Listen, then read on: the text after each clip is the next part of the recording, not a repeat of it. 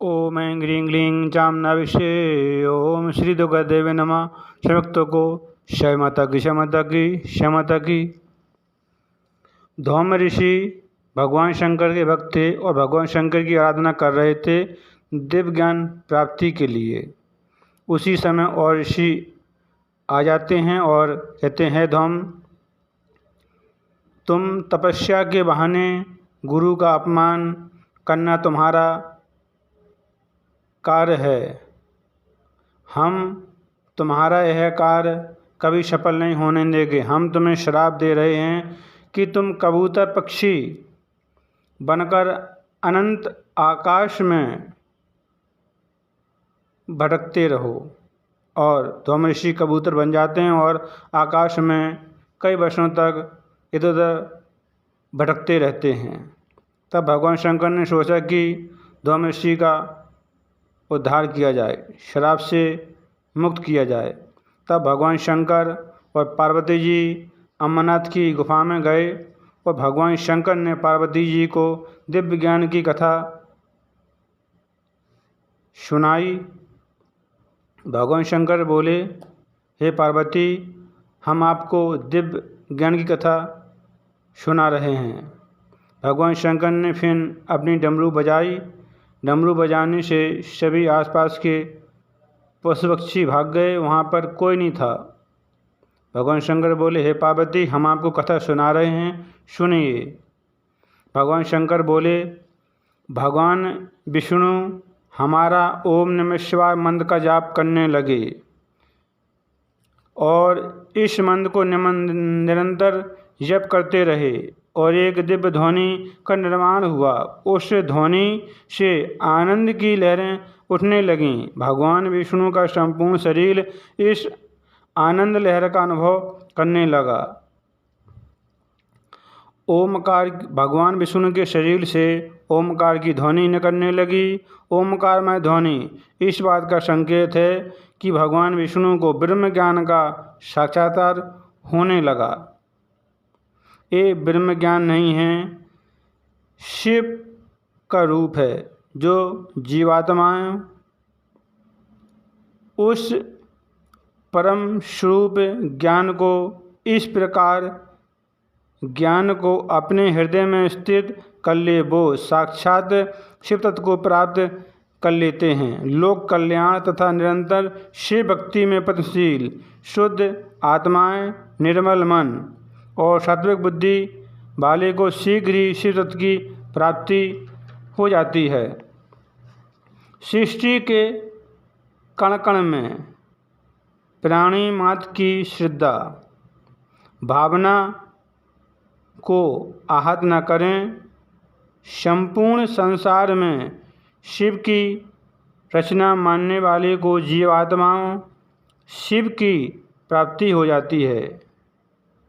अपने को श्रेष्ठ न मानकर और दूसरे को छोटा न मानकर तप जप पवित्रताओं के अनुसार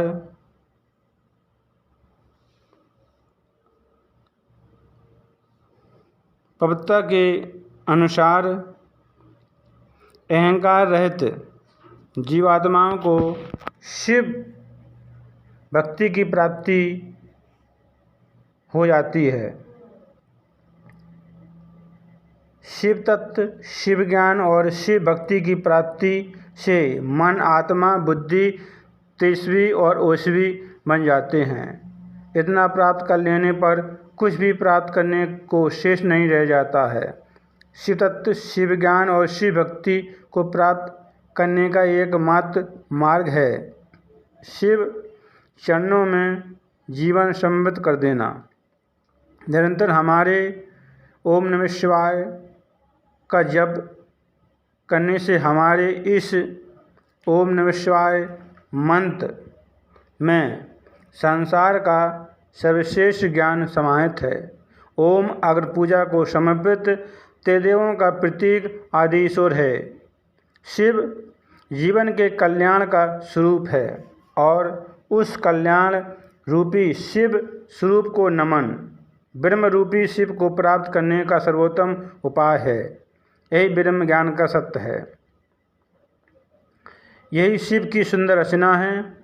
मेरे द्वारा प्रकट सत्यम शिवम सुंदरम से युक्त ये ब्रह्मज्ञान उन्हीं महाभागों को प्राप्त होता है जो मेरे स्वरूप में अगाध श्रद्धा रखते हैं। मेरी आज्ञा के अनुसार सतमार्ग पर चलने वाले प्राणी को मन और माया से मुक्त होकर परमानंद सच्चिदानंद स्वरूप में लीन हो जाते हैं। स्वयं मेरे द्वारा रचित और कहे गए दिव्य ज्ञान को प्राप्त ज्ञानी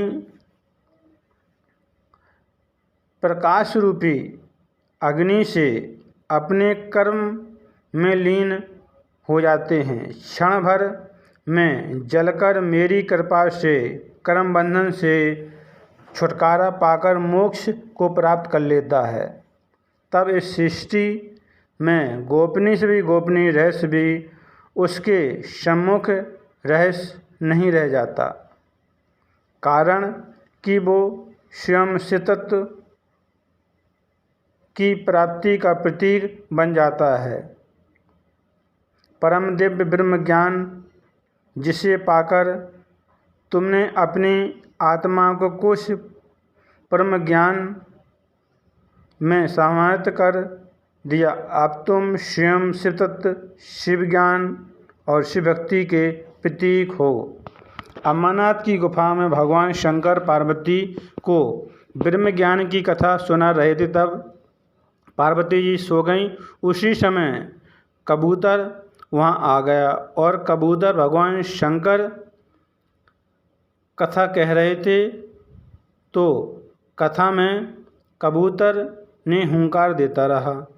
जब ब्रह्मज्ञान की कथा पूरी हुई तब भगवान शंकर ने देखा कि पार्वती जी तो सो गईं, तो हुंकार कौन दे रहा था। भगवान शंकर बोले, आश्चर्य है, हमारे प्रत्येक वचन पर हुंकार कौन भर रहा था। कौन है वो प्राणी जो हमारी आज्ञा के बिना दिव्य ज्ञान को सुनकर हुंकार भर रहा था। उपस्थित हो। तब कबूतर भगवान शंकर के सामने आ गया। तब कबूतर बोला, हे भगवान शंकर, आपके आज्ञा के बिना तीनों लोकों में एक कण भी इधर उधर नहीं होता है। भगवान, आपके डमरू के द्वारा मुझे संदेश मिला था, तभी मैं इस अमरनाथ की गुफा में आया हूँ। भगवान, मैंने आपकी आज्ञा का उल्लंघन किया है। हे प्रभु, मुझे दंड दो। आपकी इच्छा के बिना इस भयंकर शीत प्रदेश में कबूतर क्या जीवित रह सकता है। भगवान, मैं आपके चरणों में शीश नवाता हूँ, आपको प्रणाम करता हूँ। भगवान, मुझसे अपराध हुआ है, मुझे प्रभु दंड दो। भगवान शंकर बोले, हे धौम ऋषि, ये सारी माया हमने तुम्हारे शाप मुक्ति के लिए रची थी और दिव्य ज्ञान देने के लिए यह हमने माया रची थी। तब कबूतर से धौम ऋषि बन जाते हैं और धौम ऋषि भगवान शंकर की जय जयकार करने लगे। बोलो भगवान शंकर की जय हो, त्रिकालदर्शी की जय हो। तभी माता पार्वती जी जाग गईं और फिर धौम ऋषि ने माता पार्वती को प्रणाम किया और भगवान शंकर को प्रणाम किया और भगवान शंकर की जय जयकार करते हुए अपने आश्रम में आए। फिर गुरु को प्रणाम किया और बोले, गुरु, मुझे भगवान शंकर ने दिव्य ज्ञान की कथा सुनाई है। अगर आप शाप न देते तो मुझे यह दिव्य ज्ञान की कथा कैसे सुनने को मिलती। तब और ऋषि ने, धौम ऋषि अपने शिष्य से माफ़ी मांगी। शिष्य ने कहा, गुरुदेव, आप महान हैं, आपके शाप के कारण मेरा जीवन सफल हो गया। और ऋषि और धौम ऋषि भगवान शिव के भक्त थे। भगवान शंकर की जय जयकार करने लगे, मैया का नाम जपते रहो और काम करते रहो। सब भक्तों को क्षमा तक।